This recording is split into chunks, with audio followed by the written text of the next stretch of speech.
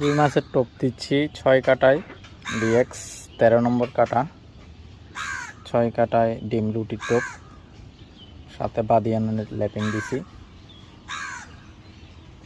দেখি কি রেজাল্ট হয়।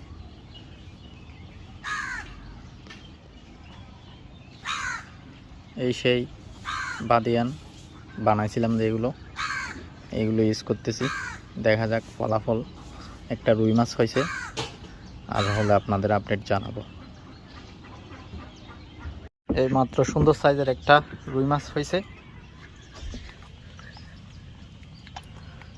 2700 গ্রাম হবে।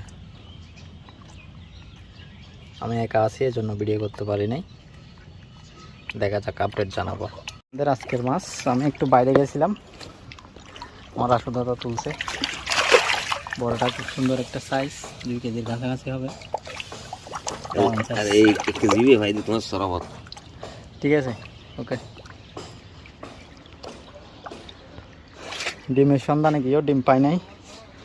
এখানে আছে ফ্রিজের ডিম, ফ্রিজের ডিম দামও বেশি বলতেছে, বেশি। আর নিলেও নাকি 1 কেজি নিতে হবে, আমি নাই।